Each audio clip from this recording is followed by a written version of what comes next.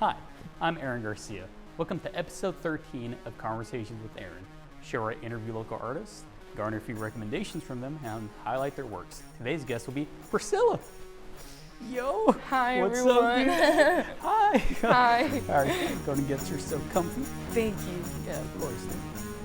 All right. All settled, dude. You're all good? Yeah, just All a right. tall chair. Yeah, you're like climbing guy. You have a Yeah. ladder. All right, Priscilla, well, thank you so much for being on. Well, first and foremost, how are you doing? You doing okay? No, yeah, I'm doing great. You know, just getting ready for school. Oof, yeah. You know, getting the supplies, You excited decorating. for classes start back up, or are you dreading it? I mean, kind of a mixture of both. Yeah. Like, I'm not a in-class person. I kind of like to move around a lot, but I am excited to learn new things. Like, a lot of my classes are things I've never heard before or, you know, Got it. read before, so it's fun. Nice. That's a good answer. My answer would have been like, I guess. No, awesome. Well, Priscilla, you're an actor, you're an actress. That's absolutely amazing. So tell me a little bit about that, dude. Has it been like a lifelong passion of yours? Was it something like semi-recent? Could you tell us a little bit about that? Yeah, of course. Yeah. I'm gonna be honest with you. I used to be an introvert. Like Okay. I know it's like hard to believe, but I was super shy, super nervous, and I had to do a theater elective class in middle school, and I hated it. But then when I performed my first monologue, I just, you know, that like ecstasy feeling. If you're like, man, like this is what I want. Like I like this. And ever since then, I've just been more involved, been auditioning, especially in college, got into so many short films, and I'm working on getting an agent. So I guess I kind of developed that passion over time, but I'm super grateful for it. Like, I feel super happy, Nice. you know? Nice, that's awesome. You said it was a middle school monologue that you completed. Yeah, and then, yeah. Nice. Do you remember what the monologue was? Yes, it was called Dogface, and oh my gosh, it was so interesting. It was this girl where she got bit in the face by a dog, and she just feels super like nervous and scared, and you know, she's insecure now. And the way that I saw it was like, man, she described everything as like everyone was looking at her, and I don't know what that's like. So when I went to school, I got a Sharpie and just did this weird mark on my forehead, and I started realizing what it's like. It's intimidating. I don't like it. People give you looks. And so when I performed the monologue, I just felt so in tuned, and you know, like the applause was just Everybody was in tears yes. or whatever. Like, It was just really nice. Yo, well, that's pretty great, man. You know, you saying that, like, you, not only did you, like, memorize the monologue, you were also, like, you know, taking it upon yourself to, Yeah, like, method acting. Yeah, the Stanislavski method. I think that's Stanislavski. Strasbourg. What? Oh, well, all right, that'll conclude that. No, that's awesome. So I want to ask you about that. First off, like, was that something that you were like natural, like I'm gonna try to do this, or like did you learn about that and that was sort of like an acting technique you wanted to do? That was all you? No, yeah, I literally was just asking myself, like, I have no idea how to portray this, because I'm the shy kid. No one's looking at me. No one's like looking at me. And so I just wanted to know what that was like. I mean, later on in college, when I learned about Strasbourg and the acting techniques, Meisner, I realized there were techniques to this, but I don't know, you naturally as an actor just figure it out, like just intuitiveness, you Damn, know? bro, I feel you're like, I think I discovered something, and then you realize it was all. Oh, man. All right, well, can you tell me a little? You know, you mentioned Strasbourg. You know, we just mentioned Stanislavski and that one lady. I forget her name. I know what you're talking about. I just don't remember. Her name will pop up like. But later. yeah, man. So can you tell me about like your actual like technique and like your craft? Like, do you have like a set thing that you do? Is it based on either of the like any of those techniques, or is it a combination? Definitely, it's a combination, and also just like a little Priscilla twist. It's kind of weird. So first and foremost, like I try to memorize it, and then as I try to memorize it, I break it down as into like, what is my goal in this portion? What do I want from this person? Like, just so that I understand my motive. Like, when you act, you don't want to live. You don't want to act. You want to live. Yeah. And so when you live it, everything seems more like, I guess, realistic. And I practice in the mirror. I look at myself. I look at all the different expressions I can do. Sometimes I record myself and do different takes in the sense of like, I'm gonna do this one sad. I'm gonna do this one slow. And I look back, I hate it because it's weird, but I can see exactly what I'm doing with my face, voice, and I'm like, okay, I'm gonna fix that. So that's my technique. And it's gonna sound weird, but I try to live as the character as much as possible. Like, for example, I had to be an elderly woman. I don't know what that's like. So I searched up what are the typical walks of an elderly woman? What do they feel on a day-to-day basis? I asked my grandma, like, do you have like pain anywhere? It's like, it's like the wrist. And I don't know, just learn who you are going to be. Nice. I really dig that. And how did you come to like develop all that? Because that's pretty substantial. That's pretty amazing. And just like, was it just through experience? Like, like how gradual a process was it? Like you developing your little Priscilla technique or whatever, with the hint of Priscilla? I think I've always done the whole like doing it in front of the mirror thing, but the recording definitely developed over time. When I like nowadays you record self tapes, so I'm just used to that. Oh, we got that little ring light or whatever that everybody has. Yeah. Oh my gosh. Or even just sunlight, because I don't have a ring light. But I'm sorry, what was the question? Oh no, just like how did you like come to like develop your craft and whatnot? Because that's pretty amazing, all the stuff you're saying. So ever since like I was a kid, my parents always taught me ask questions, ask questions, ask questions. So I just naturally was like, wait, what does this mean? Or how does a psychopath think? So I guess I was just naturally asking questions, and like I find the answers. But definitely with college, I learned more like the specifics. Nice. But, like, for example, I had to play a psychopath. The movie's not coming out yet, probably in November. But it's called Bite Me. It'll be fun. And I had to be a psychopath. I'm not a psychopath. I have empathy and all that stuff. And so I really did, like, search up, like, and even watched videos of interviews with psychopaths, even killers. You watch this show. You're like, I need to find a psychopath. Let me this conversation with Aaron. Yeah.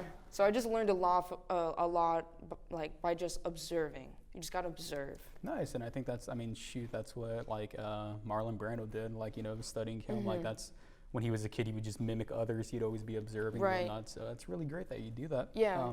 You're like, am I Brando? No. So I want to ask, like, does that all come easy to you, like memorizing monologues and whatnot? Like, did it start? I mean, because I'm kind of an actor, I guess. I have more of a face for radio, so I don't know, but.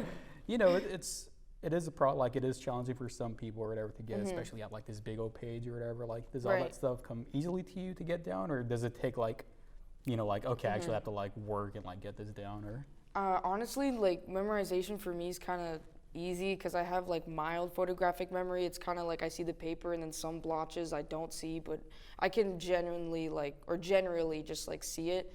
I don't think memorization is the problem. The problem is like, sometimes I get out of it. When you're saying something, but you're thinking something else in your head.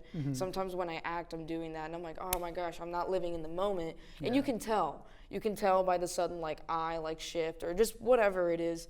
And, it's just, I get distracted. Like, my mind is just, like, as I'm saying the lines, I'm like, wait, I said that wrong. Or, oh my God, what's my next line? So. I dig that. Yeah, because I remember when I was...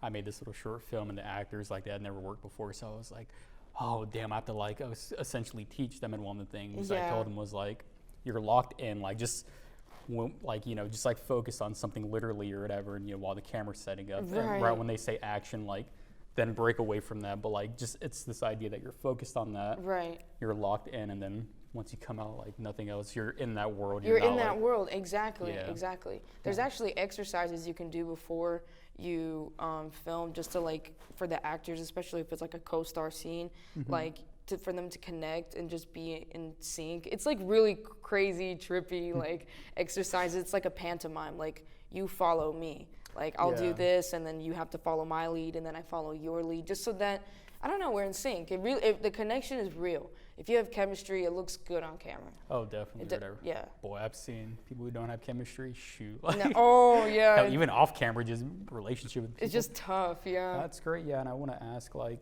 so when you're acting, so we've talked about your process and whatnot, but I want to ask you about things like that I always try to tell people, like breathing, taking your time or whatever, not rushing. Right. Are those things you sort of implement in your practice too? Oh yeah, absolutely. I actually, like, even with my script, sometimes I underline, this is when you take a deep breath, or this is when you take a beat. Breathing and volume, pitch, like resonance, all of that goes hand in hand with your performance. Like, you can change so much about yourself by just changing the way you talk. Like, you can resonate from your forehead, your nose, I'm pretty sure it's like your chest and diaphragm. I don't know, I studied that. And so, like, for example, for one of my films I had to do, I had to be a really valley, like mean girl. So I spoke through my head and was very high pitched, like, hi, how are you? You know, like that. And so it's all the techniques I absolutely use, absolutely. Dang, bro, you're getting better with each and every film. That's awesome. Yeah. And actually, so film and then theater. You said you middle school theater. Like, do you have experience? Like, are you definitely more into like film right now, or is theater catching up at all? Like, how's that? So here's the thing, like I would. Well, the thing is. Yeah. So we didn't really have a film program in high school. So of course. Neither did I. It's all good. Yeah. Of course, when I graduated, they developed one. I was like, oh, yeah, okay. yeah. Oh, great. But in theater, there's always like a theater department, so I got into that. But then later on in junior year or senior year of high school, I started getting involved in film, and I realized that like I like, I don't know, I like the. I don't know, I like how close it is, and I like how detailed it is. Like, facial expressions are actually very visible. On stage, it's not like that. You have to project to be loud, and you have to do big, bulky motions. When you're on camera, everything is subtle. Yeah. Everything is gentle. Like, small things can make a huge impact. And I just had to, like, learn and shift my really big, like, masculine, bulky, loud acting to, like, gentle, subtle. Like even with volume, I struggle because I project on theater. There's no mics, and then when I'm in film, they're like, Priscilla, the microphone's like right there. I'm like, oh gosh, like I'm sorry. No, it's all good. I want to ask about now, like about. Well, first off, what are your inspirations and whatnot? Do you have any like actors you look up to? Oh yeah, absolutely. So Victoria Pedretti. As I get my paper, I'm like, oh yes, I can. Yes. Victoria Pedretti. She actually. Haunting of Hill House, yo. Yes, The Haunting of Hill House. She was in You.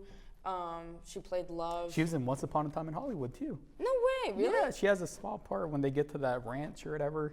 I didn't. She's on a. She. Oh, never mind. Whoops, I'm not cool like you. Nah, but yeah, anywho, but yeah, fun little fact. So yeah, go on. Oh no, yeah. I feel like she's so young. Like, think about her. Her first role was in The Haunting of Hill House, and she just graduated college and then went to New York. Like, what? And then seeing her performance, her facial expressions, like her range. She's just the classic inspiration for me. Like, you have to figure out your brand as an actor, as an artist. And that's the kind of brand I want to be like. She's she's always the girl that's very emotional and loud and has like breakdowns. And I don't know, that sounds weird, but she just has really good facial. It's really brave to like, be vulnerable, because I've seen, her roles or whatever. I've seen like Haunting of Hill House. Like there are people who could take a role like that and want to sort of beautify it, which she's just naturally beautiful. But that's a separate thing. But like her, like she really goes beyond. Like she's really doing, like, she's screaming like crazy or whatever, and like, so I don't know, I admire her too or whatever. I'm also, plus I think we're the same age, so I like her for that. No, exactly. But, and she just drives. Like, she's so talented and she's beautiful, and I really see her as a huge inspiration. That's actually sometimes, like, when you do scenes like that are very emotional, that are very hard and angry, it can kind of suck because you are still mentally in the moment, so you have to step out of it. Like, I did a scene where I was fighting with my boyfriend or ex, right?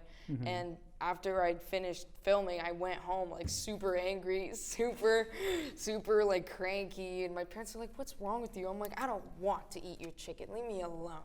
Like, I don't know, like, So you need to like relax afterwards. It's hard. I dig that, man. We have Victoria Pedretti. She's a great one, and yeah, I remember seeing Haunting of Hill House, and I saw her, and again, it's just some things or whatever. Like, sometimes you see someone, they look so familiar. It's like, oh man, she's probably gonna be a star, dude. And, that entire cast, by the way, in that was great. What, The Haunting of Hill House? Yeah, the entire. Dude, it was so great. Like, I just loved how The Haunting of Hill House showed the story in different perspectives. Yeah. Like, with the different siblings, like, that was so cool. And they talked about serious issues like addiction, abandonment, rejection. Yeah. And it's just great. I might have to recommend that. No, it's a really good movie. I'm serious. And it's creepy. Yeah. The color grading's perfect. It's like bluish. I don't know. Shout out to, I think Mike Flanagan is his name. But, well, cool. So, nice inspiration. I want to ask you about, because obviously you have a very thorough process and it sounds great. Like, you have your technique down. And I want to ask you, when you've made films, how are you working with the director? How are you working with the crew members? Like the directors that you have, like are you sort of left to your own devices? Are they, and how do you prefer to work? Like do you like a director like guiding you or whatever? Right. Like do you give yourself to the director, or would you prefer it if you have like a little more independence? Well, I like a mixture of both, but I prefer when the director communicates with me constructive criticism. You could be brutal. Like, I don't care. You know what I mean? Like, this is your art. This is your, like, baby. And I don't know what kind of character you want. If I am being too angry, if I am being too confident, tell me. And that's why with directors, I always ask, how was that? Do you want me to go slower? Do you want me to do a different emotion? And I remember Tyler Van Zyl, he directed me actually. Shout out, homeboy. Shout out. He directed for me and he challenged me, you know, like it was a challenge. He was like, okay, stop, redo, too slow. And I was like, oh gosh, redo, I can tell you're faking it. And I'm like, oh gosh. No, but it's a challenge and I like that stuff.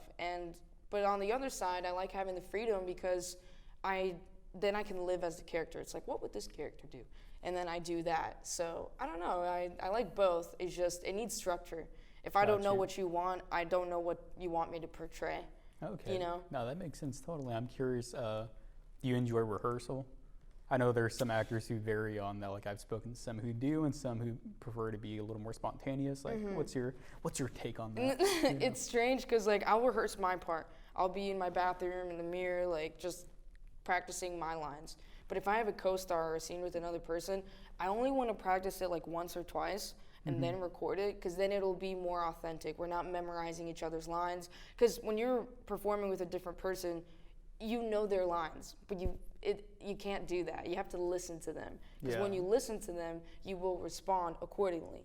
So I try not to practice or rehearse a lot with my co-stars, but I do practice a lot with myself because when you go to a set, you want to be prepared with your lines. Like the worst thing is when you have to restart with the camera, with the lighting because you don't know your lines. Like it's just kind of like, and time is money, you know, so you can't spend too much time. Damn, having black and white flashbacks of some of the movies I've worked on. Oh, great. Actor has a big old monologue or whatever. I'm like, you're good, right? Hey, pull me aside, Aaron, I ain't gonna lie. I haven't read this script at all. Like, yo. No. Oh, man. That's neither here nor there. And that's tough. So asking, you know, talking about rehearsal, and I'm curious, you know, we mentioned Victoria Pedretti.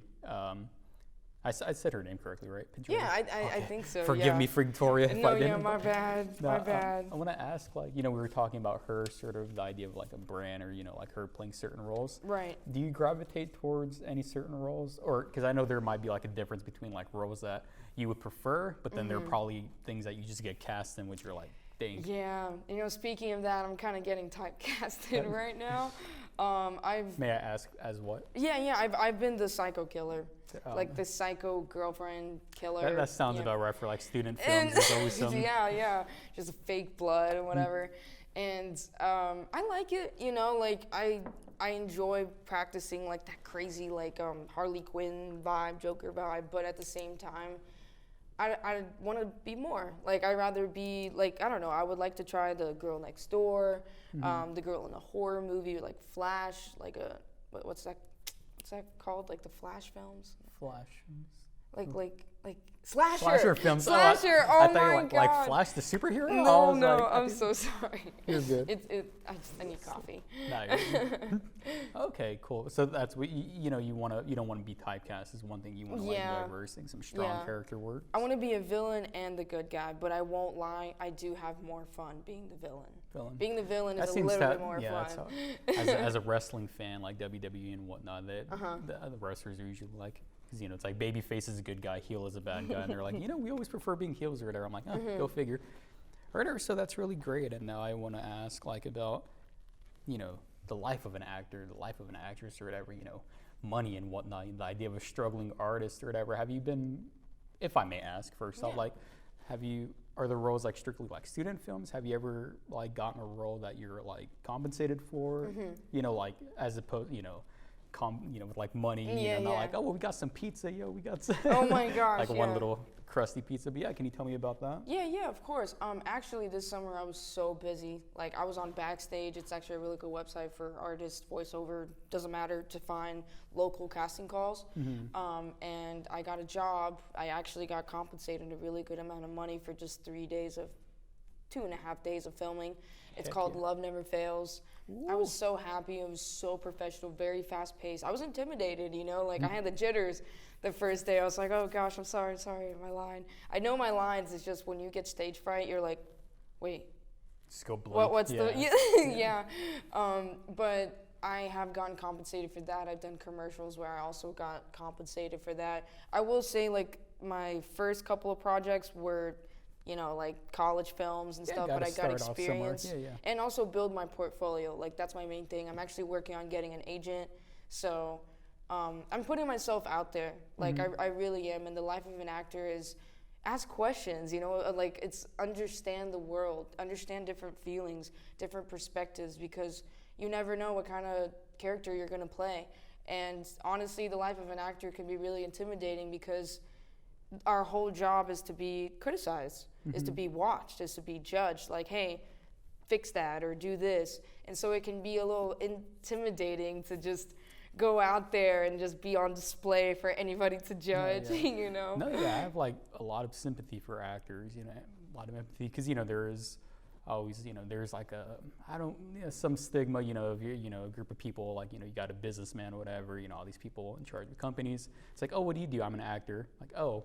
And it's like, if you're not like Hollywood famous, and it's like, oh, another hopeless romantic sort of thing. And so I really, like, people sleep on like how difficult it is. Like, again, like you said, you have to be busy, you have to build a portfolio, you have to keep up with appearances, get headshots or whatever, just like so much stuff. And sometimes you have to travel. Sometimes you get a role, you have to travel really far. You're not getting paid. And they might not get paid for gas. Yeah.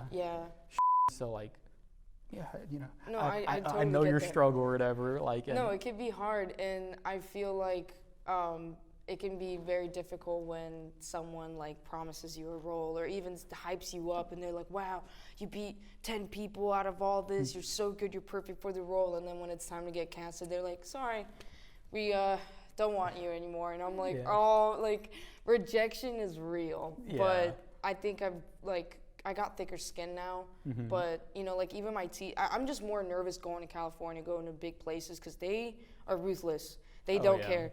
And so I remember my teacher, she said that when she went to California, she did an audition for a really big show. I don't remember what, but it was going to be like on HBO or Netflix. Wait, I don't remember, like a really big platform. And she said that the judges loved her, like she did perfect, like just exactly what they wanted. But you're not pretty enough. Yeah, that, bro. I was like, I was like, dude, my heart is shattering. Like, I am so scared. It's one of those things, man. It's sad but true or whatever. It's like, it's what it is. Hollywood is ruthless. No, the art industry is competitive in general. I actually wanted to be a nurse instead. Like, after, like, during that little. Imagine you're applying for a role at a hospital, like, oh, you're not pretty enough. Like, what? Oh, hell no. No, I just thought, I'll get easy money. I'll do college stuff and I'll, get a good, like, salary. But I don't know, money isn't my goal. Like, I wouldn't mind, like, fighting and getting auditions and getting roles while being a server on the side. Like, I really wouldn't mind. The life I'm living right now, boy. I'm a little server. Oh, really? You're a server? Like, where?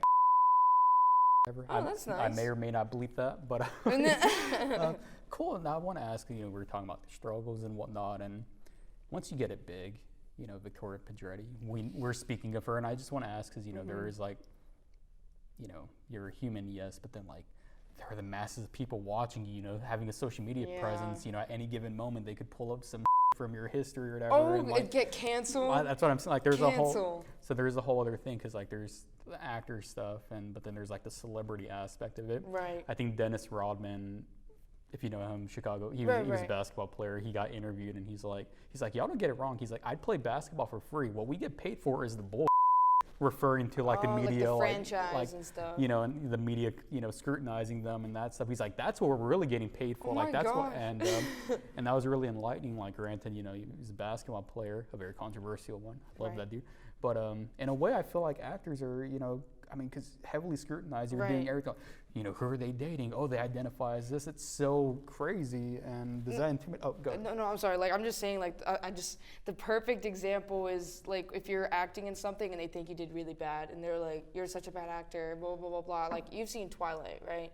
I love me some Twilight. No, I love Twilight, but Kristen Stewart. Yeah.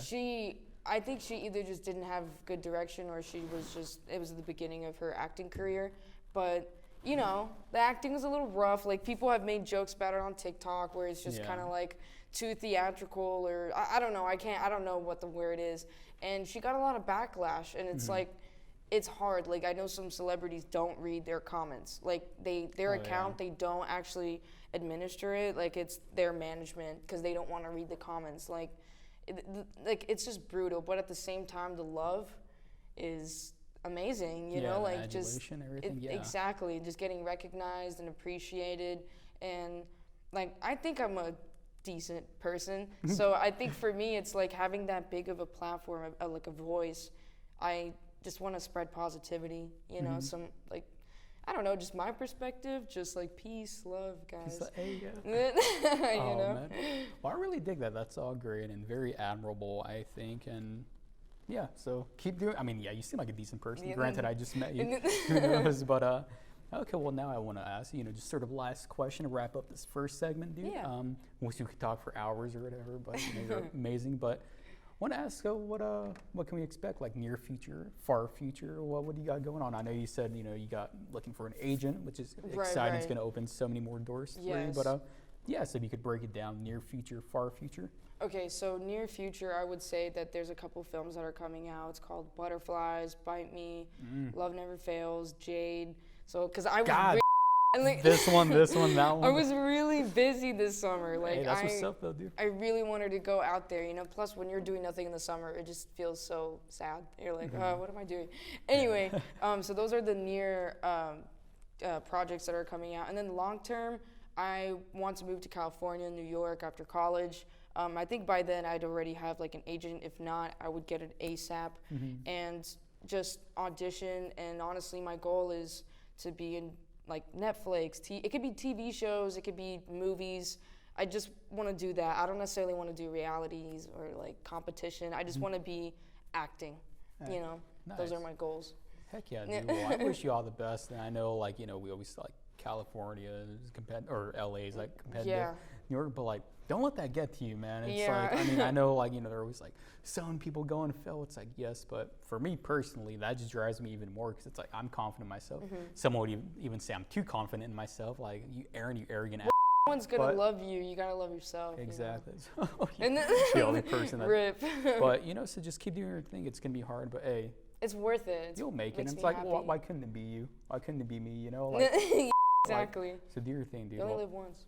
Heck, YOLO. Yo, that is such a poignant word, YOLO. It's like 2013 vibes. As this little thing falls out. But all right, Priscilla, thank you so much. It's been a lovely little interview.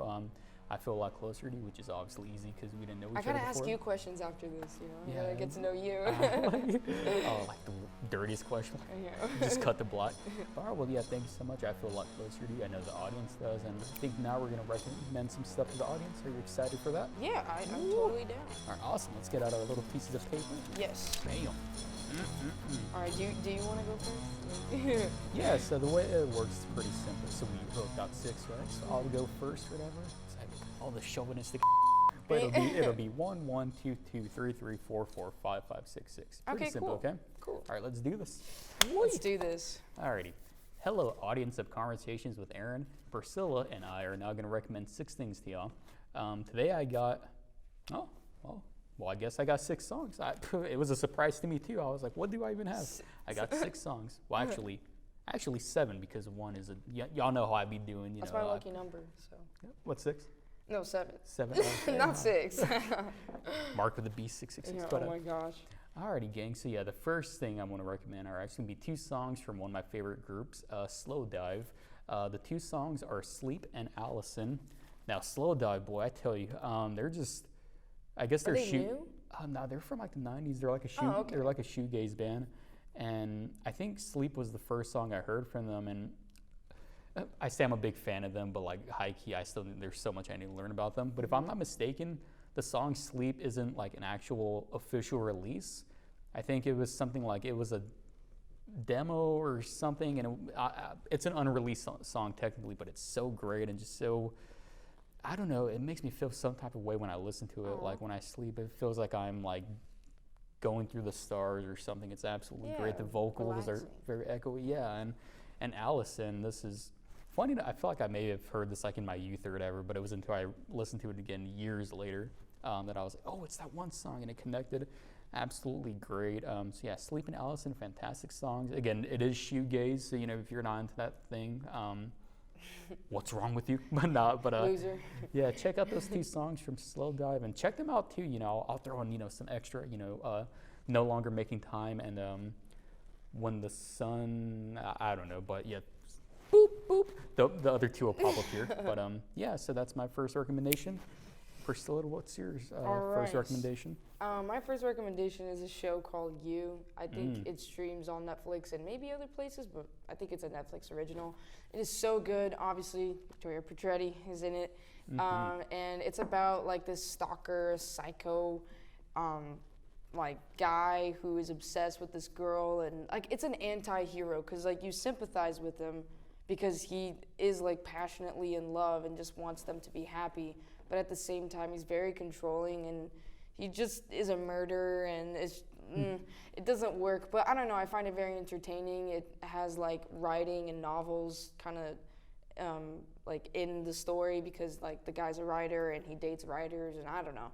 Nice. It was just a really interesting story. Captivating, binge watching. Heck yeah. I've heard great things about it. But the lead actor is Penn Badgley, or I don't know the name. Something like that. I think that's what it is. But yeah, thank you for that. It's a really good show. I want to watch it too. And if I'm not, was it based on a book?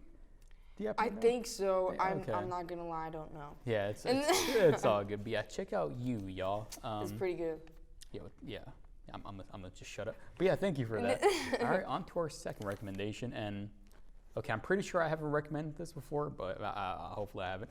But it's the song "Prostitute" by Guns N' Roses. No, not "Welcome to the Jungle" or "Sweet Child of Mine," "Paradise City" or "November Rain," but "Prostitute" off of their 2008 album Chinese Democracy, which a lot of people hate that album, which because it took forever to come out. It was it's I think like the most expensive album ever made. No one thought it was gonna be released, and it finally did. It got very like middling reviews, but I love Chinese Democracy personally. I think it's a really strong album, and "Prostitute" is my favorite song off of it. It's the last song on the album, I believe, and it's just so poignant. And Axl Rose is I forget who contributes to this song, but it's he's not with Slash, he's not with Duff, Izzy, Steve, or Matt. These are Guns N' Roses members. I can tell what kind of music you like. I'm understanding you more just by your music taste. Varies then. You're like, I'm understanding you. Never talk to me again. Bye. But it's just a really great song, and just the verse, chorus, the structure of it, the actual music itself. I don't even know what they're using exactly. It's I guess it's has some slight industrial mixing in it, and it's just such a great song. And the ending specifically. I want Guns N' Roses to make another album. I really hope they do, especially with Slash and Duff rejoining them. But in a way, I'm also kind of like if Chinese Democracy is the last album they ever put out, and if "Prostitute" is the last song that's ever played, something about the last minute of it is so poignant. The way the music is, it's very operatic, but then it comes to a gradual close, which in a way I feel like encapsulates the band itself. They're this grand, huge thing or whatever, and then they just. I don't want to say they went down because they've reunited, but they're just sort of, they've transcended. It's like 2001: A Space Odyssey. Yeah, they've blossomed and they've transcended our, Earth, and now they're in heaven or something. That's pretty cool. Yeah, so yeah, check out "Prostitute" by Guns N' Roses, and if you like that, go ahead and give Chinese Democracy a try, dude. Not all, there are 2 or 3 songs I'm not a fan of, but other than that, the album is kick-ass in my humble opinion. And what's your second recommendation? Oh my gosh, I introduced that last episode, and I'm like, I need to top myself. Oh my gosh. So my second one is another Netflix original. It's called The Haunting of Hill House. Yes. Dude, binge worthy. If you don't like horror, thrilling and just disturbing things, you're not gonna like it. But bro, it has that good. One jump scare. Oh wait. I don't want any spoilers. Oh, I'll just bleep that. But if you know what I'm talking about, No, right? yeah, Like,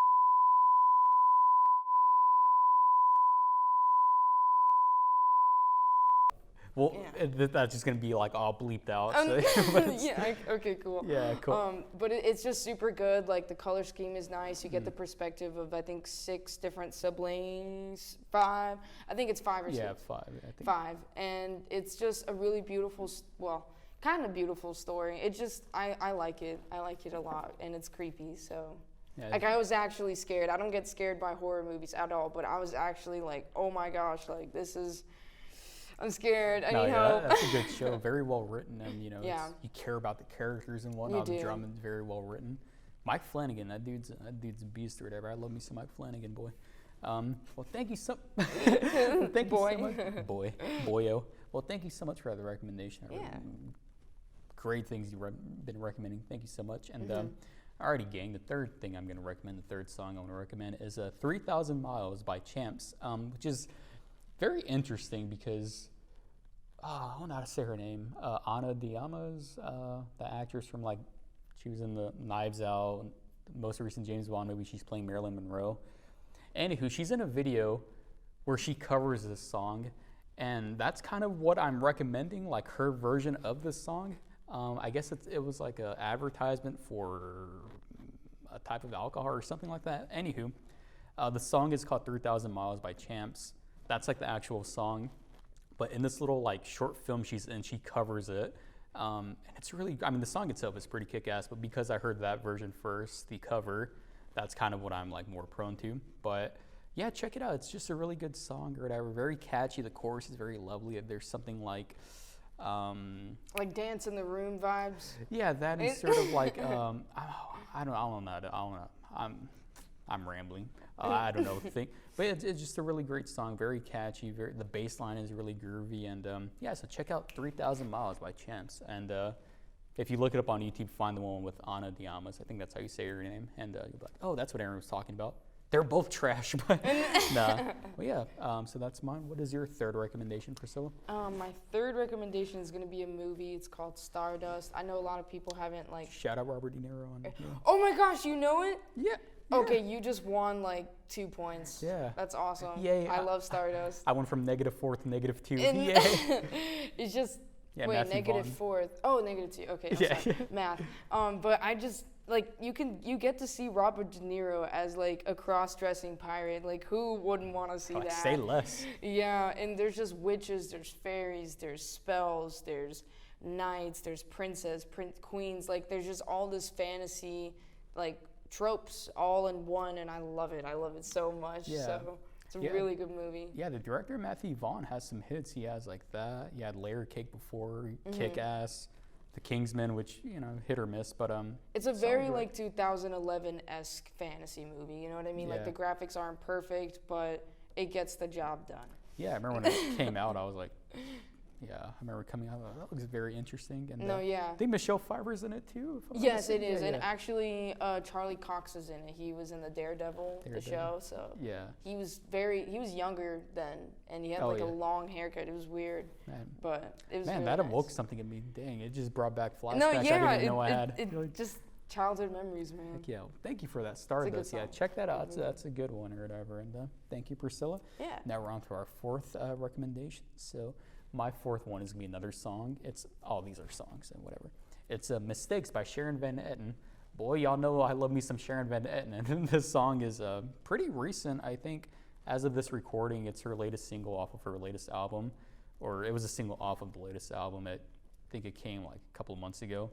But just it's a lot different than what I've heard from her. It's a lot more upbeat, and it has a nice little dance beat to it almost. The bass line is just this throbbing boom, boom, boom. It's so great, and her vocal control when she sings, there's something mysterious about it. But then when she gets to the chorus, when she's chanting the word mistakes over and over again, it's so powerful. There's something a little bratty about it. It's so cool. It's so cool that, because we're talking about acting, but also when musicians perform, they're kind of acting, vocal control, and it's so great. And the song "Mistakes" by Sharon Van Etten, I think, is just a great performance in every aspect of it. A great musical performance, a great vocal performance. It's a solid song. Do check it out. And yeah, Hello.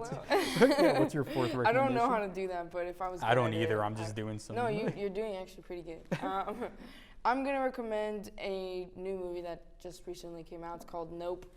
Oh my God, what's the name of the director? Jordan Peele. Yeah, Jordan Peele. Sorry. I got you, bro. I Thank got you. you. And I don't know. I didn't necessarily like. It wasn't one of my favorites out of Jordan Peele. Like I think he has like different ones that I like the most. I think Us I like the most. But it had like a really interesting take on UFOs. You know, like when you think of UFOs, you think of a spaceship. You think of little green aliens like controlling it. But in this movie, it just like makes you think of a different way of what a UFO could be. It could be a live organism. It could be like. I'm questioning. I'm like, I wonder if any of this is considered spoiler territory. No, I don't think it's pretty good. Okay. Yeah.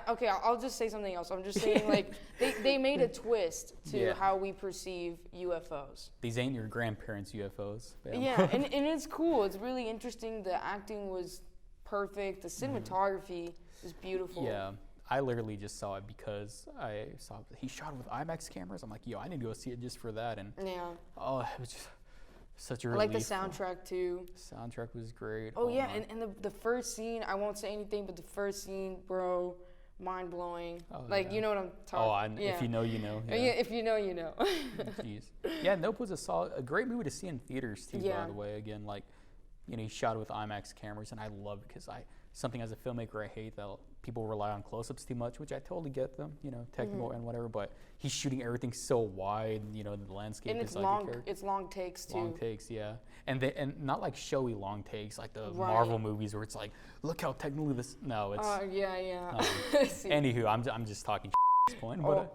No, yeah, thank you. Yeah, Nope is a solid movie. Thank you for recommending that. Of course. And down to our last two. Let's do it. Gotta make it count. All right, yeah. All right, man. My fifth recommendation, the fifth song I'm going to recommend is "Bad Love" by Dead. D-E-H-D. I think that's how you say their name. It's the only song. D-E-H-D. So I'll say Dead. I've never heard of that. Wow. Yeah. Yeah, but "Bad Love" is a solid song, a nice little. I don't know. If I had friends, I'd probably dance with them to this song or whatever. Oh, okay. It's just so great. If you had friends. Yeah, exactly. Keyword. It's just such a great, fun song. It puts me in a good mood. It's upbeat. It has a good rhythm to it and whatnot. And I don't know. It kind of reminds me of that song that One Republic had in Top Gun Maverick. I always get them confused for whatever reason. I don't know. Aaron's weird, but yeah, check out "Bad Love" by Dead. It's a really fun song, man. And I know summer's kind of winding down, but it's a great song. If you're out in the sun, play this in the background. It's like beach vibes. Yeah, that sort of thing, man. Yeah, yeah. I don't have an APAC yet, but beach thing. Yeah, all right. That's my fifth recommendation. Priscilla, what is your fifth recommendation? So fifth recommendation is going to be a movie. It's called About Time. It has Rachel McAdams and Domhnall Gleeson. Domhnall Gleeson. Yeah, time travel movies, my thing. One of my favorite genres. It just talks about how a guy has this ability to go back in time. It's passed down in generations, and it's interesting how he changes his life and what he learns from it, and then he realizes, hey man, even with all the troubles, even with all the bad memories, they are worth it because they make the good memories better. Mm-hmm. So I just think it's a really beautiful story. It's coming of life, very slow paced, just very beautiful. I love the scene. I'm not gonna say okay, but there's just a beautiful, funny scene, and I don't know. I could watch it I could rewatch it anytime. Yeah, I actually haven't seen that movie, which is crazy because I good. love Rachel McAdams or whatever. Yeah, and Bill Nighy's in it. I think is he like his dad or something? I don't know. Yes, I think so. Yeah, cool. It's just time travel in general is just so interesting. Yeah, man. Well, shoot, you like time travel? I have an idea to pitch to you after this oh my episode. Gosh, okay. And a little movie idea I have, but yeah, thank you so much for that. About Time, I've heard a ton of things. I know people always talk about it, how it crushes them, makes them tear up. It's so sad, but it's so cute. Yeah. I don't know. You gotta watch. We will, or I will. And well, thank you for that. And all right, down to our last recommendation for this episode. Okay, y'all. The sixth and final thing I'm going to recommend today, the sixth and final song of this episode I'm going to recommend is "Shotgun" by Soccer Mommy. A couple of weeks ago, I recommended "Circle the Drain" by Soccer Mommy. Oh, hey, you know that. Nice, nice. But yeah, Shotgun is a little more recent, and I always hear it on the radio, and it's just so damn good. Just again, as a musician myself, I'm always like very, like I'm always trying to listen. Like, how are they conveying this feeling? What is the music itself doing? And Soccer Mommy got it, dude. Shotgun is an absolutely fantastic song. I guess it's like a chorus. It's just so soothing and catchy, and I don't know. I'm running out of adjectives, bro. I'm sorry. My vocabulary is limited. But just check out Shotgun by Soccer Mommy along with these other songs. And that's going to do it for my 6 recommendations. Priscilla, would you like to finish us off? Yes. So my last one is going to be WALL-E. I know. Yeah. Most people have watched it, but if you haven't, I need you to reconsider your life choices and watch it right now.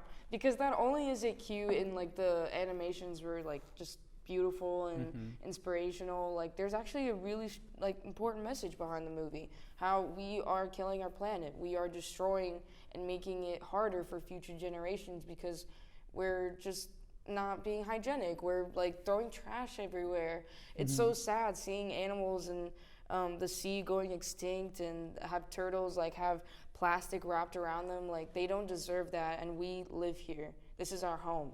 Would you really want a trashy sink, a trashy living room? Like it's just WALL-E talks about that in a very like infantile way that maybe children can understand that message too. So I love WALL-E. Yeah, WALL-E's an absolutely great. What's Eva? Is that? Yeah. It's Eve and WALL-E. Oh my God, and it's so sweet. And the soundtrack with Lovey and Rose. Yeah, it's beautiful. That's a great really film. And good. I think it was 2008 when it came out, something like that. The animation still like holds up, dude. Like it is. No, it does. A gorgeous it does. film. Like goodness gracious. I just didn't like the cockroach. Why?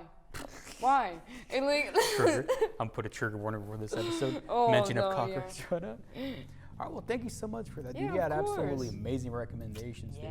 Killed it. And alrighty, I think we're gonna take a quick little break, and then when we come back, we're gonna check out some of your work. Are you excited for that? Yeah, I'm a little nervous.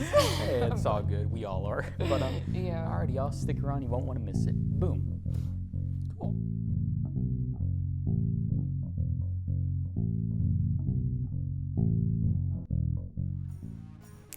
And we're back. Thank you so much for sticking around, y'all. Alrighty, Priscilla, thank you for not running away out of fear of showing this. But yeah. Alrighty, we're gonna look at your acting reel, yeah. Yes. Okay. Before we sit down and watch it, you want to preface it. Do you want to tell us a little bit about it? Is this like your first and only reel? Yeah, this actually is my first and only reel right now. But since like a couple movies are gonna come out later this year, I'm gonna update it. And I do it in order of like best performance to my least liked performance. And I think that as you like see throughout the reel, I improved a lot. So just, there's a lot of yelling, some cursing. A lot of yelling. So man. That's all. Hey. Yeah. Do you need to say more? You had us at cursing. All right, cool. All right, let's go ahead and check out this acting real quick. Let's see. Yes. Then I go up to him, and I say Merry Christmas and hand him the card. He doesn't smile. I mean, not at first. He looks at the card, and then he looks up at the sky, and then tears just start rolling down his cheeks. He hugged all of us and wished us a Merry Christmas. But as we were leaving, I looked back one last time. And he put the money in the beard bag. And, yeah. I'm sorry. Who the are you again? Apparently I'm the only one keeping No, us fed. you're a f***ing ass. That's exactly who you are. Hey, ass. New one. You see this? Okay, how about this? If I'm such a how about I leave both Actually, of y'all? yeah, that would be perfect. That is the best idea you've had this whole entire I do the time. night thing. Why Of don't you course, walk I that do way? all this hard work. I don't even get 500 miles away from appreciated. here. As long as I'm here, no fighting. There's no us, because you ruined it. We could have been a family, had kids, been happy, but no, you just had to cheat on me. Jackie. What? We were never a thing, all right?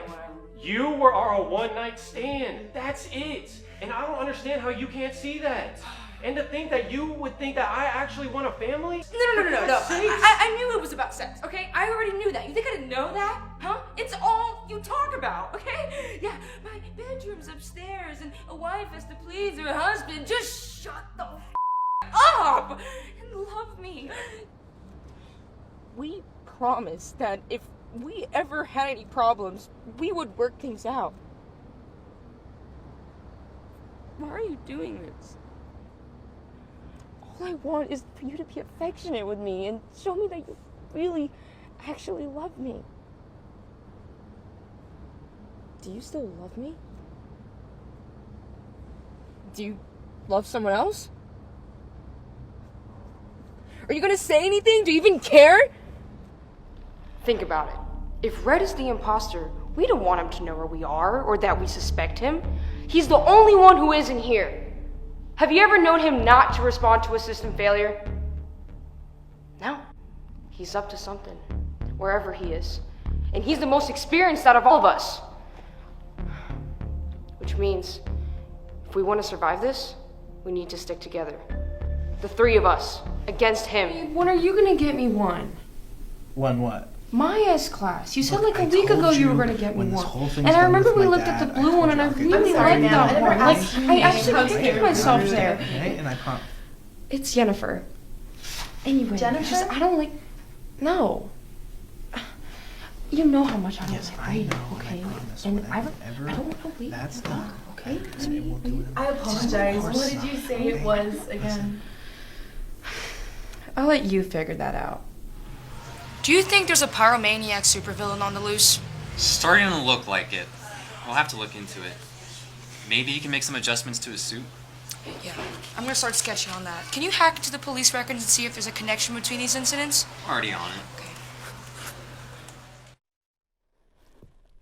All right, perfect. Hey, you made it through. Remember, we watched the whole thing. That's all good. Great. Okay, awesome. So, correct me if I'm wrong. There were six films, yes. So there's going to be Arrow, Jackie, Elixir, Among Us, Her Guest, and then Mighty Moron. Yes. Alrighty, well, I guess we can talk a little bit about that. So, it starts off with Arrow, black and white film, shot in 2019 or released in 2019. You have a long monologue, dude. Can you tell me about that? Like, Yeah. the conditions you were filming and just everything. Oh my gosh, dude, it's insane. So you don't know, but I'm on my tippy toes. I'm on my tippy toes throughout that whole shot. And that was the only take that I had because this was actually SFC. And we were shooting until like 1 a.m., 2 a.m. I live an hour away. Lord. It's cold, it's freezing. It's like in the middle of fall, you know, and we're just trying to get through this. And because it's about like this post-apocalyptic world. So, you know, we're in the fire and just trying to live. And just that monologue was very intimidating, but I feel like I added enough range to make it not boring because my fear was that it's so long. How am I going to be able to captivate my audience for that long with no different angle shots? So I just tried my best to have different levels like sadness, worrying, stressed, denial. Nice, you know. and so you said it like you literally only had like one take to do Yeah, it, so it was literally, a one and that done. was my only take.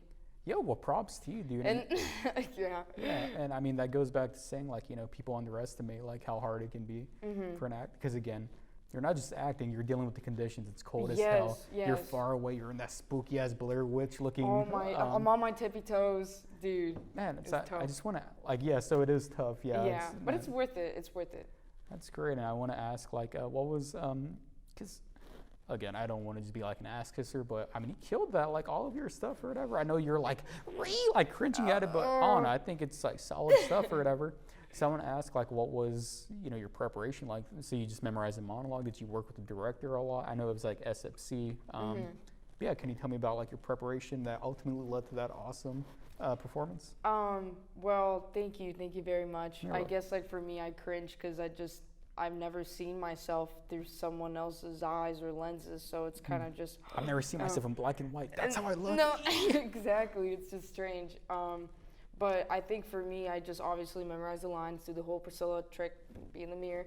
But afterwards, I think I need to build a connection with the crew, with the director. And I remember you asked me, what do I do for the crew? Like, I try to help as much as possible. It's only until I started getting into professional sets where they're like, no, you're the actor, sit. And I'm like, you don't want help with the equipment? No. So, like, I do try to help as much as possible. Yeah. But I think that I need to be comfortable with my actors. So we talk a lot. We prep, we go over lines, and then I also go to the director and build a relationship too. Because, you know, if you feel comfortable making mistakes. You feel comfortable embarrassing yourself, so without being judged. So it was a nice experience. Like, I think it was just a lot of practice. And I was intimidated. This was like my first couple of films, but everyone was so kind and so supportive, and that's what you need on a set, you know. Yeah, definitely. Good energy. Heck yeah, dude. And like, what? You don't want someone like screaming all the time, all this drama. Right. But that's great. I want to ask you, you know, you were mentioning being comfortable with your actors. And in the second clip of Arrows, you know, we have that little nice wide shot where you guys are like at a campfire. Really great stuff. You know, the chemistry between the three of y'all, but really it seems like you're arguing with a certain character. And it's so great. I want to ask, like, was all that scripted? Were y'all like, was that some improv? Because it felt really natural. Well, a little bit was actually improv because the line and like the script ended with who the. You can say. I'll who the do you think you are? And after that, it was improv, and it's so weird because, like I said, I live to act, and I just imagined him to be my brother. Ralph, I'm sorry if you're watching this, but like, cause you know that sibling, like brother, like gosh, and so I just had that energy of like, I do not want to be around you, leave, you know, get out of my room, that kind of vibe. So I think that's where like the improv and just the energy came from. You know, I don't know, sometimes I have to envision something in front of me, like see it in order to, I don't know, act. Yeah, and it's like what you realistic. said earlier, you know, the idea of like listening and responding. Yeah. So, you know, that actor is speaking a certain way, so naturally you're going to respond a certain way. Right. And, you know, just really great stuff. It's, I haven't seen the film, so I don't know what the context of it, if it's supposed to be dramatic, but I like it. I find it amusing. I'm like, this is really cool. I love it. It really was fun. Nice. And I want to ask, like, so, you know, you told me your thoughts on like rehearsing, you know, like maybe once or twice. Right. What was this like? Because, you know, it's SFC, you know, it's a short film club here at UNT. And was there a rehearsal process and whatnot? And was it? No. Oh, no, okay. No, because here's the thing, SFC, you know, it's short film. Yes, there's acting parts of it, but you're more focused on learning the equipment, how script supervising, like all of the different roles on set. So I don't think they were mainly focused on acting. So, you know, it was more like on the behind the camera side. So there wasn't a lot of focus on acting. So I didn't really get a lot of direction from my director. I kind of just winged it and did my, I did my own little spin. So I don't know, there wasn't a lot of rehearsal. It was mainly just, okay, can you stand there and let me focus? Go. Yeah. Okay, you know. All right, that makes sense. And quick thing, I just want to ask, like, so you're an actor, but like, would you ever consider being a director, like writer, producer? Like, does that interest you? Actually, that's actually why I'm double majoring. I'm double majoring in theater and media arts because if I down the line. Oh, theater, nice. Yeah, if I down the line, you know, when I become a actress, want to direct or produce or even just do, I don't know, some kind of thing, I want knowledge behind it. I want to be able to get involved just in the industry in general. And I also like editing, so I don't know. It's like the polar opposite, being in front and then being behind. But I wouldn't say that's my main focus, but I am willing to do it, you know, but later down the line. Like, first I want to get acting down, get my name out there. Nice, you know? man, I dig it. I always appreciate a fellow editing lover. Cause yeah, I love editing. Like, yeah, that's where the magic happens, bro. Like, yes.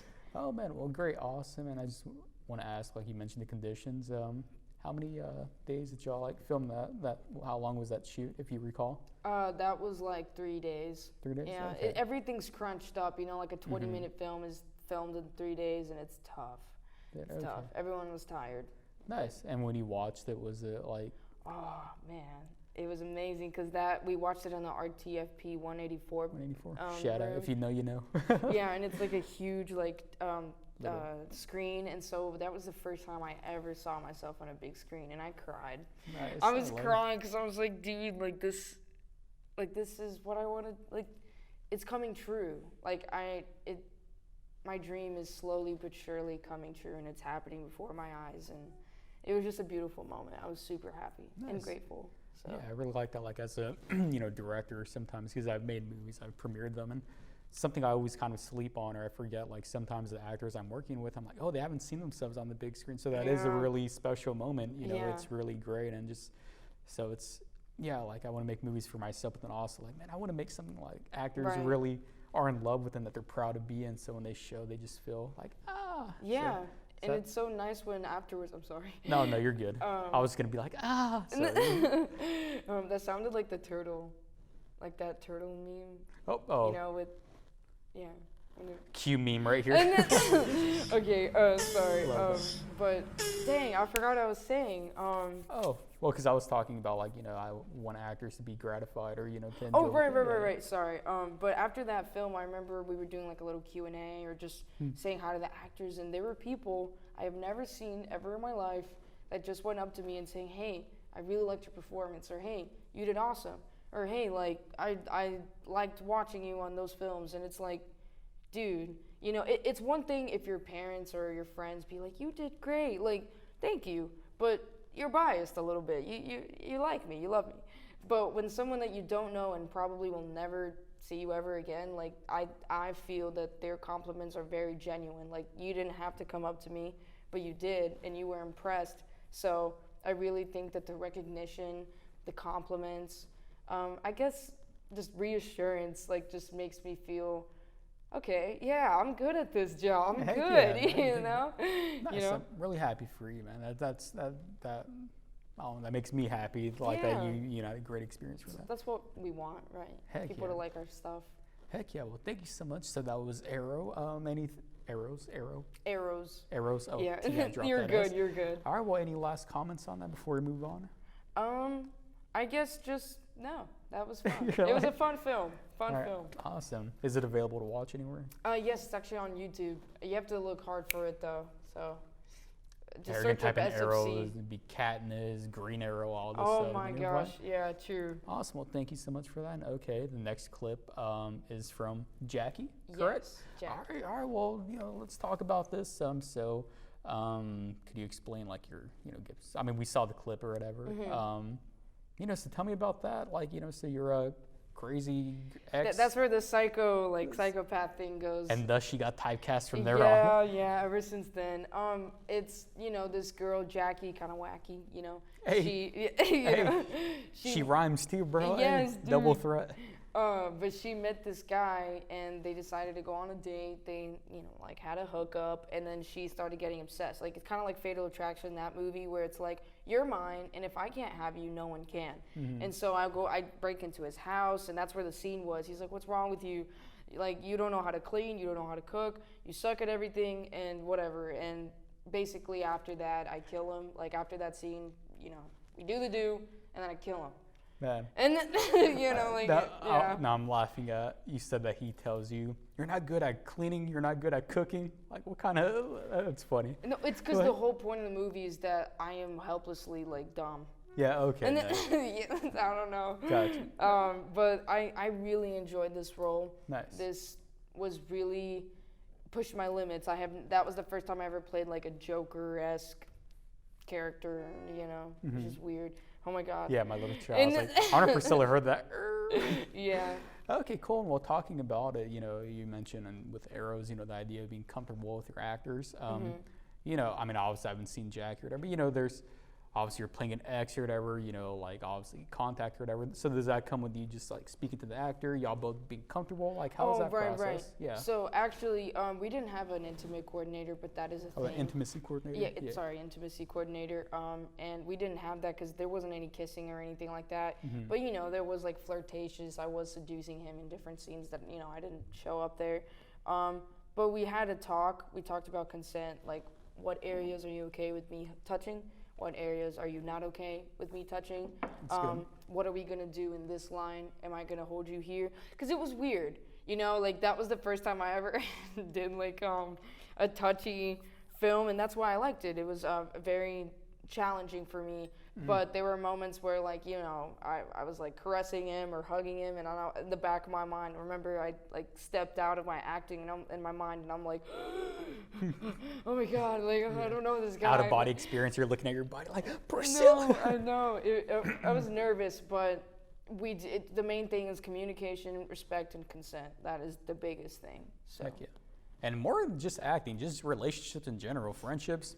Follow that advice, And, you know? Like, yeah, just respect people. You yeah, know? that's really great. Now I want to ask about the filming process. So it's, you know, was it like, you know, one camera on you, and then y'all switched over? Because, you know, I you know, it's a nice little handheld over the shoulder. Right. And yeah, tell me about that. So like, well, because, you know, it has like a little chaotic structure to it. So was there more direction on this for you, or was it SFC, by the way? It was SFC, yeah. Okay. So the cinematographer, like, he's awesome, he's cool. But Shout I think that I think that the director and the cinematographer were just kind of butting heads a lot. So I think that certain shots weren't up to, I guess, best as they could have been, in my opinion. And it just all seemed very rushed. So I guess we did do wide, and then we started doing close and tights, but it was kind of all over the place. They were like, oh, I didn't like that. Let's go all the way back.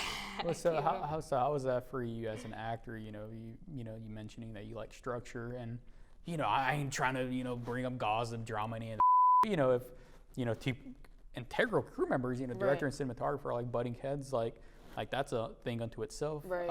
But as an actor, like how, because then again, I got frustrated. You know? Okay, because then that's something, you know, you're trying to concentrate on your performance. Yeah. Playing the cycle, and it's like, now, bro. I mean, I won't lie. Like, I guess because it was so relaxed, I did have more fun. Like, you know, we all got to fool around a little bit.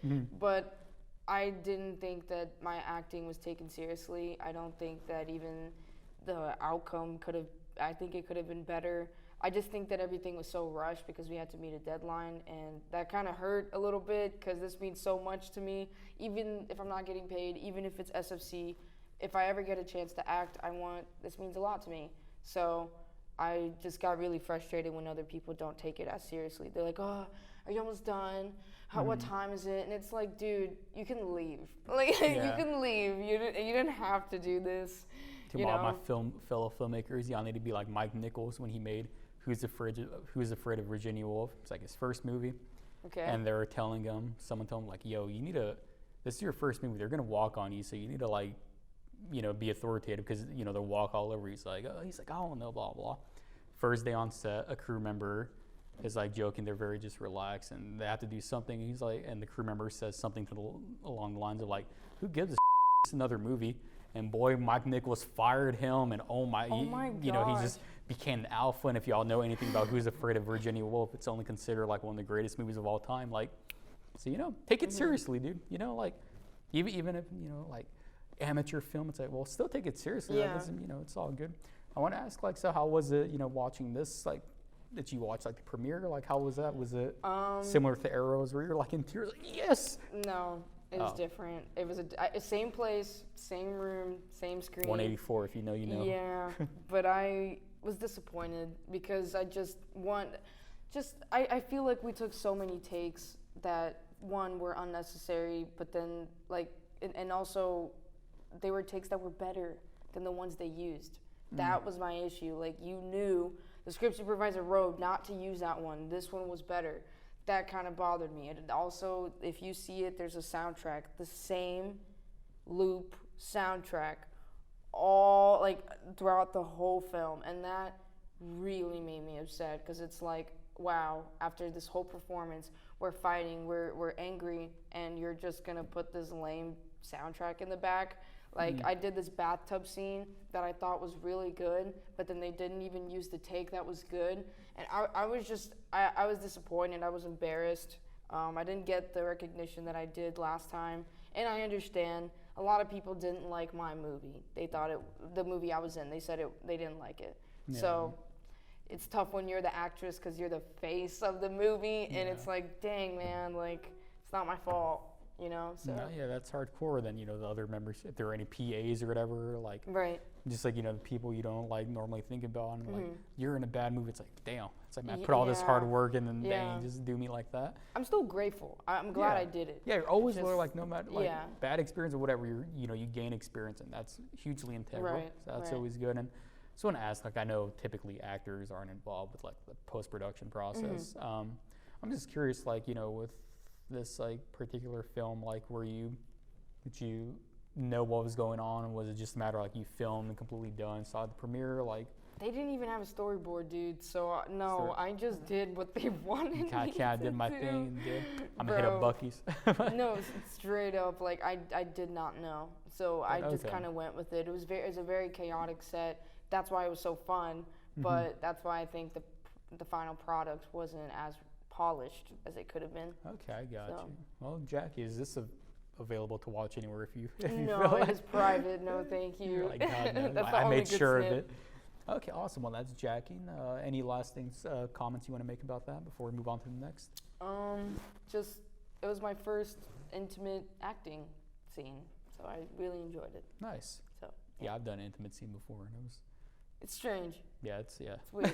And especially with the micro-budgeted crew. Oh, or whatever God, we yeah, want. yeah. But anywho, enough about my fantasy stuff. All right, so now the next movie is Elixir. Yes, Elixir. Yeah, all right, I'm pronouncing it correctly. Yeah, Because yeah. Emmanuel was a previous guest, and I remember he was about to make this, and now it's all done. Yes. So yeah, tell me a little bit about this, dude. Elixir. It's actually my friend Conrad Sneed. He wrote this, and it was just based off of like a personal experience he was going through. It's just how every time you go through a heartbreak, you kind of just lose a piece of yourself, like the innocence, the happiness, the purity of love, and anyway, I relate to it. And so that scene of Elixir, I'm just kind of like, I'm upset that he's giving up on me, on this whole relationship after everything that we've built, and you're just gonna leave me and give up. And like each girl, like for Elixir, there's like different girls, and I was the girl number one that he experienced a breakup with. So I think in this breakup, the main message was people just grow, people change over time, and like sadly, some relationships aren't meant to last forever. So it was hard. It was a hard, deep. That's the one I got irritated with. Like afterwards, like when I left that set, I was irritated the rest of the night. Just like, yeah. Yeah, it was just weird. Mom's like, "How are you, Priscilla? Get out of my room!" No, yeah, it was I weird. want to ask, you speaking about that, candidly, the idea of relationships and whatnot. Do you bring a lot of yourself, your experiences, or do you try to like separate? Yeah. No, I do. It's kind of interesting. I'm sorry, I might get a little bit personal. Hey, whatever you're comfortable with, and then I'll match you or whatever. Okay, so cool. Hey, let's do this. At the time, I was going through a really rough spot with my partner at the time. We're not together anymore, but we were going through a very similar thing that the character was. We were together for 2 years, same as the character. We were just struggling, fighting, and we just didn't love each other the same anymore. And it sucks because you can't control your feelings, and you didn't want that. But so I just related that feeling to her, where it's like, man, this isn't what I wanted. Like, we were somebody, and now you're going to be nobody. You know? And thank you for sharing that with me. Yeah. Funny, like, this was made 2022. Yes. Yeah. It was this year. Okay, awesome. Yeah. Sorry. Yeah, no, I know 2021. Everybody's getting out of 2-year relationships. I got out of mine, so boy, I tell you how it was. It's hard, and we lived together. Like, we lived in the man. same place, so that was even harder, like, having to, like, pack all his stuff in a box, bro. And then throw it out the window. No, yeah. It was tough. I want to ask, because, you were mentioning how you were, like, the investment in this role and, post-filming, just, like, irritating and whatnot. And how is that getting out of, like, a funk or not? I don't want to say funk. That sounds like, No, it's like but, a little, like that little, yeah, like, cloud or whatever. Like, have you learned to, I know this was, like, pretty recent, but have you learned to, because I mean, like, cope with it? Cope with it, or, to, like, get it, because, I mean, I hear, like, it's different, but Austin Butler for Elvis, he had a certain way of speaking, but then post now he's speaking, and it's like, so it's hard to, like, shake it off sometimes. Yeah, and yeah. Can you tell me about that at all? Well, for one, I need space, especially if it's an intense scene. Like, I just need space mentally to just not talk to anybody, just figure out who I am again. So I just try to take, like, a calm bath. I try to just, like, chill, go to sleep early, like, just be me, nobody else, and just chill. Exercise is also really good, like, especially if I'm irritated, I just run really, angrily. Get that like, 385 bench. Yes, Oof. bro. Listening rock, I'm like, I Yeah. hate everything. Like, I don't know. It's weird. Nice. I But dig yeah. that. I want to ask like so about the filmmaking because you said it was your friend Conrad. Yeah. And is that a different feel at all? You know, because you go with like, presumably like the SFC films. Maybe you didn't know everybody, Right.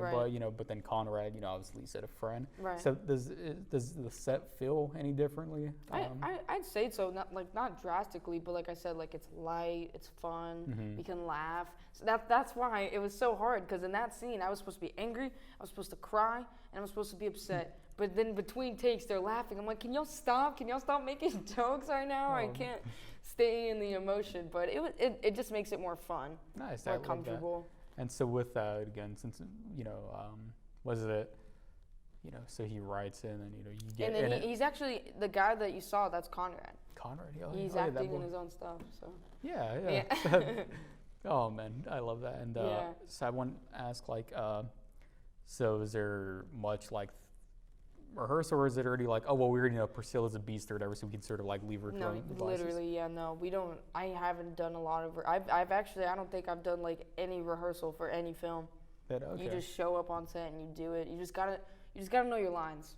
Just know how you want to perform it. Like, just do it, and then like you can go from there. Okay, nice. So we had a nice little scene. You're in the car, and then you get outside of it, and yeah, it's pretty. It was fun. It was fun. Yeah, it looks really fun. And last thing I want to ask, and we'll kind of move on to the next one. Obviously, like, we're all like sort of low budget filmmakers. We can't get permits in sometimes. Right. So how was that like, being in like that public parking garage? Which that parking garage looks very familiar. I think I may know it.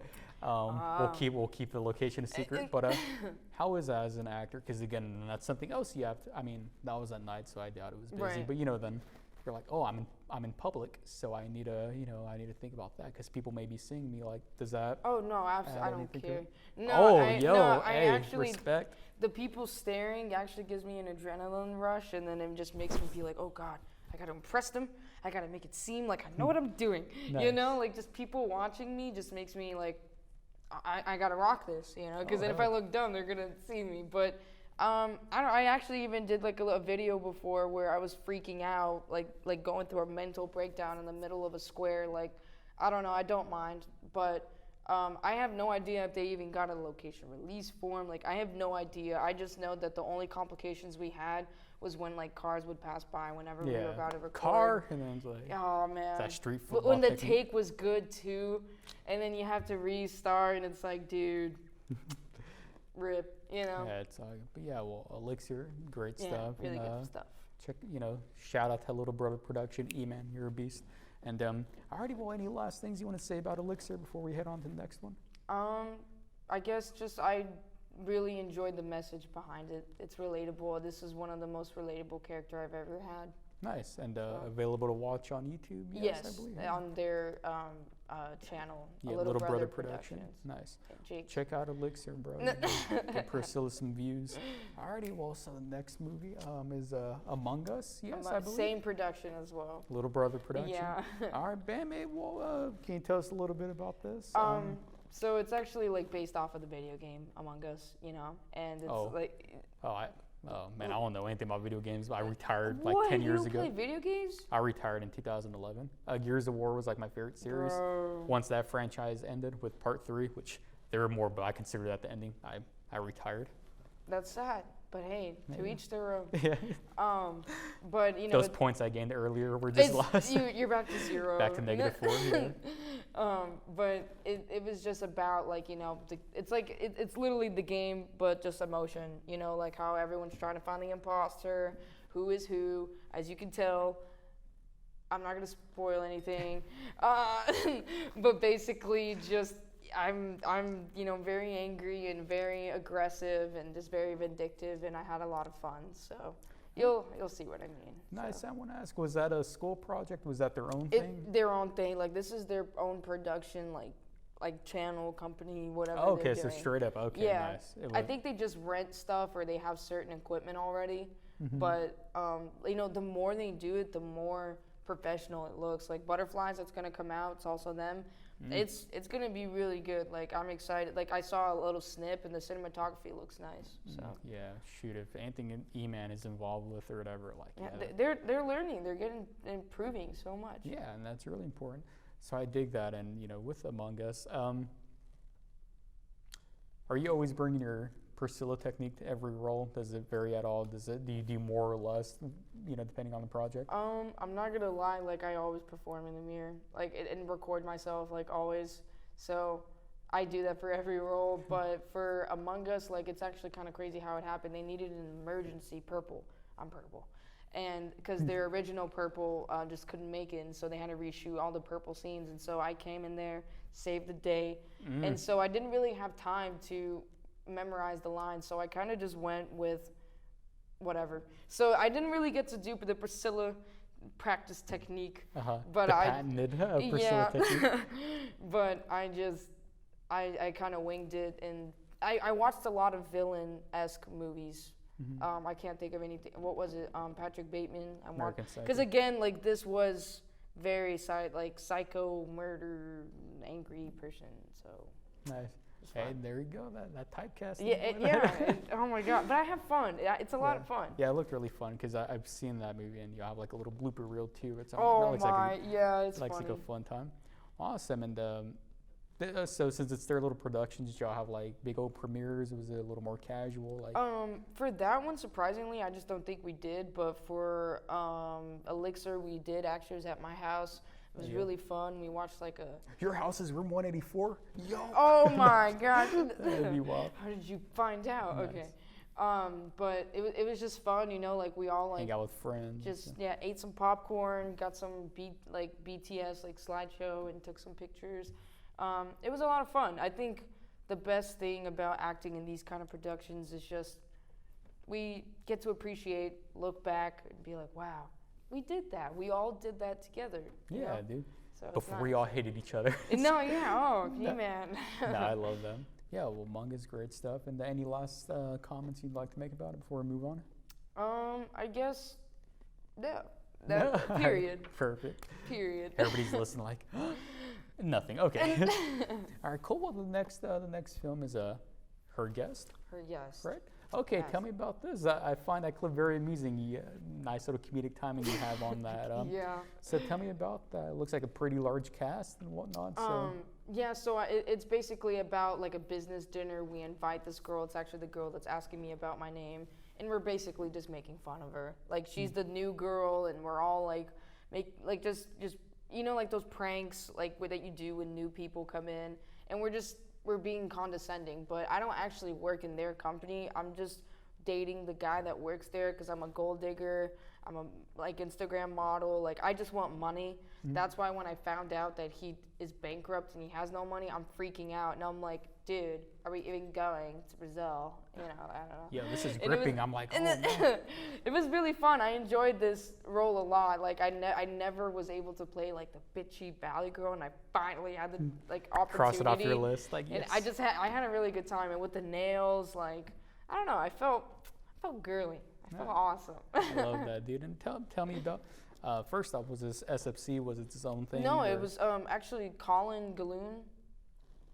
Colin, I don't know. I know one person. I don't even think that person exists in real life. So it's your face.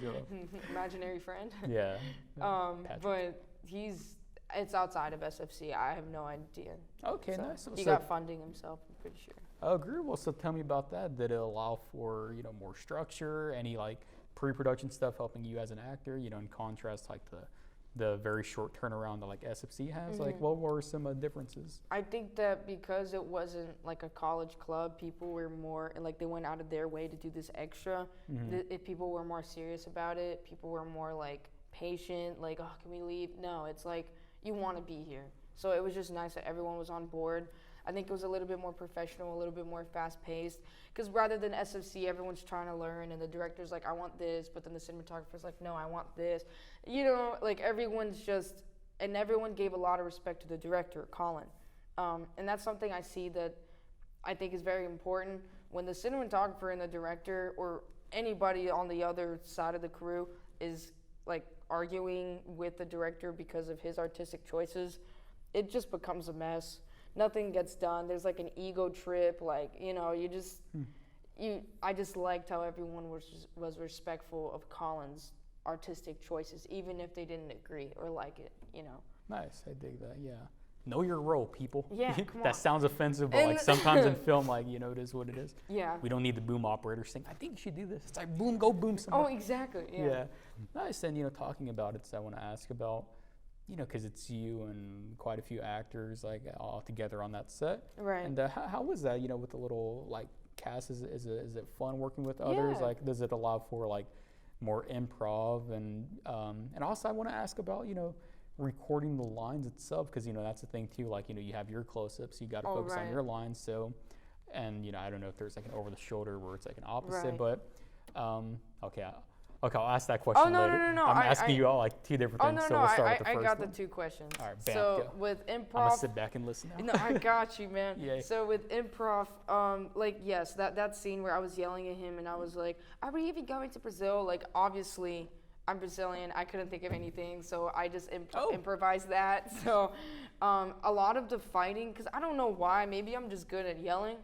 But when I'm arguing, it's like a lot of improv, and, you know, we all had good chemistry. I had already actually worked with some of them. I went to class with Anel, that was, shout out, the lead that was asking me about my name and stuff.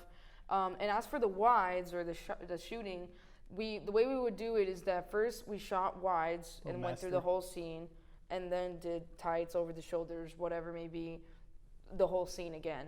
I feel like it just, if we'd start cutting and doing snips, like not in the, like without the scene flowing, it's just gonna seem rigid and not natural. So we just kept doing the same thing, just different angles, basically. Got you. Yeah, like that's always a good way to do it. I know like some filmmakers, because, you know, like a master shot where you just get all the, like everything in one like master shot, and so that kind of makes me want to ask you, like, as a performer, you know, because, you know, people don't realize like how long like sets can be, right? Like, you know, just like setting up a camera, you're just, you know, like, you know, you have this like pent up thing, you know, you do your thing, and then you have to wait like for the camera. And or the audio. lighting, so, anything. Yeah. So how was that for you? Like maintaining, like, is that even harder? Or is it just like an easy switch for you? It can be difficult, like I said, if like the scene is sad or I'm angry, because, you know, obviously you're on set and you're having fun, you're laughing, and it's like, I don't want to laugh right now, leave me alone. So in moments like that, I do need to be by myself, just quiet, be in my mind, be thinking about what I'm feeling, because you might get me out of it. So, but for that role, because it's fun, and it's not that it's natural, but it's very easygoing. I'm not necessarily feeling anything. I'm just more like being a bitch. So I was able to talk to everybody and be chill. But certain scenes I need to be by myself to not laugh and get distracted. Okay, yeah, that makes sense. Okay, I like that. Well, Her Guest, is this available to watch anywhere? Did it have a premiere? Yeah, it's actually on YouTube. I don't know if it had a premiere, but you can search it up. Her Guest, Colin Galloon. Her Guest, Colin Galloon. All right, I'm going to check it out. All right, any final comments you'd like to make about it before we go on to the next and final film of yours? In this reel, of course. Yeah, and I guess just, I had a really fun time being the Valley Girl. I would love to do that role again. Valley Girl, okay. Nice. Like Instagram bitchy model. Okay. So. Characters based on me. Oh no. All right, dude. So the next and final film is Mighty Moron. Yes. All right, bro. Tell me about this. Was it its own thing? Was it school related? Yeah. So it actually branched from SFC, but then because everyone liked it so much and people were like, "Dude, this could be a show." That was actually episode 1, and then we began to do episode 2, episode 3. But unfortunately, COVID hit. And I was so sad. And I had to move to Houston. We could not film episode 2, episode 3. Like, I felt so bad for the producer because the producer had a lot of funding. We have like, I think 5K like views, and like we were rising, but COVID just kind of ruined our plans, and we all branched off to different paths, and we were never able to finish up the season. But just for that episode, it's basically just me. I'm a costume designer. and the guy that I'm with right there is the computer engineer, and we are basically like the henchmen for the superhero Mighty Moron. And yeah, and Steel or the other girl, like she's the villain, and I just don't trust her, and you know I have a crush on Mighty Moron, so I'm like, bro, back off, he's mine. So Nice. yeah. And asking, so off camera, you meant, so those are your glasses, right? So Yeah, they are my glasses. So yeah. I want to ask you about, like, when it comes to like wardrobe and stuff, you know, working with these productions, you know, they're not like $10 million or whatever. So Right. like when it comes to like your appearance and whatnot, like your character, like do you have help with that, or do you have like someone like suggesting things, or are you just all like pretty much doing that yourself? Like, okay, I'm gonna wear these glasses. I'm gonna have my hair this way. I'm gonna wear this. Like, can you talk a little bit about that? Not just of course with Mighty Moron, but all of these in pictures. general. Yeah. Right. I mean, sometimes they give me like a color scheme, like for arrows, or I think it was a different one. They were like, I want you to give me a color scheme of brown and green, nothing else. Got it. Bite me, color scheme of red, black, white. Got it. Like they give you color schemes a lot. For Love Never Fails, for example, the director is like anything without logos. The biggest thing is no logos.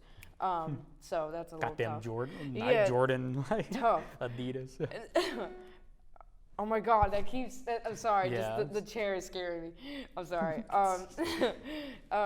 But I do have a lot of freedom. You know, I like it. They usually, if it's like a huge production, yes, they'll get your measurements and then like get clothes for you. But if not, you just get your own wardrobe. And I'm more comfortable with that anyway. I'm comfortable in it. It fits me. It's mine. Yeah. But usually I have all the freedom. They just tell me what they are looking for. So. Nice. And something specifically with this, I love your facial expressions and whatnot. So, damn. Water? I'm out. H2O? Oh, yeah, tough. That it's all sucks. good. And scene. I don't need it. Right. Off camera, I throw it. But so yeah, your facial expressions and whatnot. So does that, because it's so great, it's so natural. Like it's funny because it's sort of cartoony, but it also doesn't feel like forced or whatever. Yeah. I mean, in like the best way Mighty possible. Moron was supposed to be a comedy, so they wanted me to be comedic like that. So it's weird. Yeah, but the good thing about that is like, you know, some people can be over the top and it looks like they're acting, but with yours it just feels like natural within that comedic world. Thank you. So yeah, I promise I meant that as a compliment. But so I want to ask, like, does that all just come with your practice, looking in the mirror or whatnot, and like, because again, it just feels as a viewer, it just looks so natural. I'm not watching Priscilla, I'm watching the Nadia. Nadia or whatever. So yeah. So for me, it's like obviously looking in the mirror, like I see the expressions that I'm doing. But whenever I am actually like acting and the camera's rolling, the way I see it, it's like I'm thinking in my head. When you are like genuinely like out and you're listening to people, you're processing it. You're talking to yourself. So whenever I don't have any dialogue, the way that I see it's like if I don't know, if I'm about to do like a eye expression that I'm confused, I ask myself in my head, I'm like, wait, why is she not here? Or whatever question that is relevant to the scene, just so that I can like show my thought process by having the thought process. Okay. If that makes sense. I got you. You know? Yeah, no, I got you. You know, I'm hip. I got you. Okay, yeah, you're cool. All right, awesome, kind of. But like me being cool. But You are old. You're an oldie. Heck yeah, bro. I'm 42 next week. Something about that, yeah. Just as far as like the filming thing, you know, it's that like, you know, it was gonna be like an episodic thing and whatnot. Right. And for is it being resurrected at all, or unfortunately? No, it's just like I said. Everyone branched off. Like some people graduated, some people moved, and it's like. Could have been, man. It could have been. It could have been. It said 5,000 views. Yeah, it was so fun. Like really, I had a good time. It's just things just don't work out the way you want it to. It happens or whatever. And so because you said, was this the first episode, second, third? First episode. First episode. Yeah. Okay. And so was this a gratifying experience to watch your performance? Yeah. It was so much fun, and like I got to see I don't do comedy. I like drama. I like the horror, the thriller. And so when I did comedy, I was really nervous. I'm like, how do I be funny? Like, how do I, like, is this when you insert the audience laugh? Like, come on. And so I just was nervous, but I was happy that I came across, like you said, like kind of quirky, but not too fake. If that makes sense? Yeah. You know, like theatrical. So. Okay, nice. Well, Mighty Moron. So great stuff. Any last things you'd like to say about it? No, I like the word. I like the name Mighty Moron. Like, come on. Mighty Moron, yeah. It's nice. Yeah, rose off the tongue. Well. And yeah. Cool. Well, awesome. So 6 films: Arrows, Yes. Jackie, Elixir, Among Us, Her Guest, Mighty Moron. 6 films of many, many others, and Yes, many that to still be haven't made. come out yet. You know. Yeah, exactly. And even future, when you eventually work with Victoria Pedretti and Mike Flanagan on it. Oh, we'll see. We'll see. You know, we'll see. you can only hope. Yeah. Well, thank you so much for sharing all that with us. The interview, opening up, the recommendations, which were killer. Being willing to show us this footage, I really, really appreciate it, dude. And honestly, I think that's gonna kind of be it for today. Unfortunately, okay, cool. yeah. Thank you for having me. Thank you for watching. Thank you. Yeah. Thank you for. I'll be sliding into people's DMs like, hey, y'all want to be on the show? It's like, sweet, but a lot. So thank you for coming on. I really appreciate it. Getting to meet you and everything, Priscilla. That being said, would you like to give any final comments to the audience before we wrap up? Just want to say thank you so much for watching. I'm Priscilla Luzes. I'm an actress. Hashtags. Yeah, this is what I do. Awesome, dude. Period. Hey, check her out. And if you're a filmmaker, give her a call, man. Have her in your film. I'm on Instagram, so. Yeah. Make your film instantly get so much better if she's in it. Hey. Guaranteed. Oh, okay. Thank you. Awesome. Thank you so much, Priscilla. Thank y'all for watching, and that's going to be it. We'll see y'all next time. Bye. Yeah. Killed it, dude. Yay. Fantastic.